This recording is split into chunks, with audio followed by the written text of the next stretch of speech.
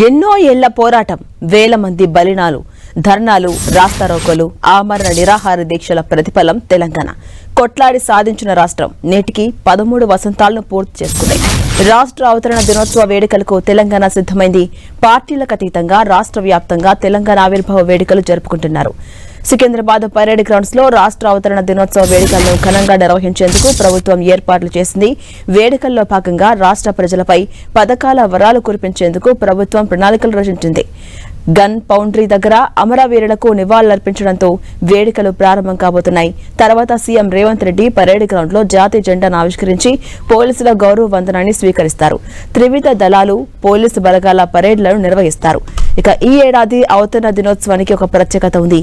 ఎన్నికల హామీల అమల్లో భాగంగా ప్రజారంజక పాలనే లక్ష్యంగా ప్రభుత్వం మరికొన్ని విప్లవాత్మకమైన కొత్త పథకాలను ప్రకటించబోతోంది. ముఖ్యంగా నిరుద్యోగులు, మహిళలు, రైతు సంక్షేమమే ధ్యేయంగా ఈ పథకాలకు సీఎం రేవంత్ శ్రీకారం చుట్టబోతున్నారు. యువశక్తి ప్రోత్సాహకం ఇవ్వాలని నిర్ణయించింది సర్కార్. నిరుద్యోగ యువతకు నైపుణ్య శిక్షణతో పాటు నెలకు ప్రత్యేక భృతి అందించే కొత్త విధి విధానాలు ఖరారు చేయనుంది. మహిళా స్వావలంబన కింద స్వయం సహాయక సంఘాలకు వడ్డీ లేని రుణాల పరిమితి పెంపు, ఉచిత కుటుంబ బీమా సౌకర్యం అంశాన్ని ప్రకటించబోతున్నారు. ఇక డిజిటల్ హెల్త్ కార్డుల పంపిణీ, పేదలకు ఉచిత వైద్య సహాయ పరిమితి పెంపు, అందరికీ యూనిఫైడ్ కార్డు ఇవ్వాలనే సంకల్పంతో ఉంది కాంగ్రెస్ సర్కార్. వీటిపై రాష్ట్ర అవతరణ దినోత్సవం సందర్భంగా సీఎం రేవంత్ రెడ్డి ప్రకటన చేయబోతున్నారు.